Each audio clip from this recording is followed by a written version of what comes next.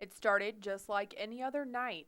Brian Thomas, an airplane mechanic and pilot, was working the night shift at Duncan Aviation when he started to feel sick. It just felt like the flu.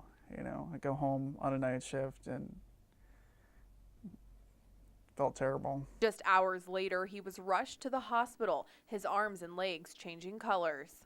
I had already lost so much tissue; it was all dead when by the time I woke up, my hands were as black as tires, and I couldn't move my left or right hand. Brian suffers from a blood disease similar to hemophilia, so doctors had removed his spleen. That left him unable to fight off the virus invading his body. After 10 days in a coma, he got some devastating news. The surgeon comes in and he says, you got a lot of dead tissue and we need to amputate it, and you need to be prepared for no hands and no legs below the knees.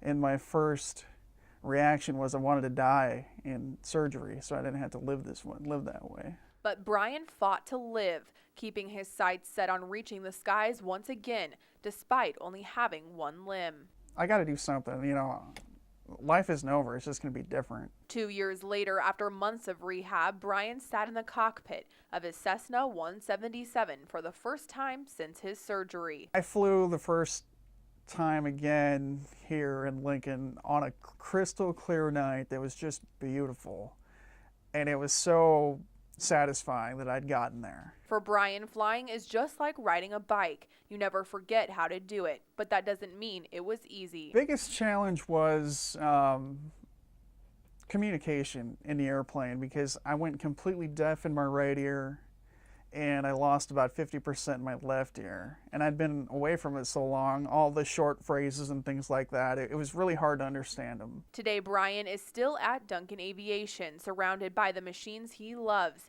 He doesn't work on planes as much anymore, but that doesn't stop his dreams from taking flight. Life has an incredibly amazing ability to surprise anyone.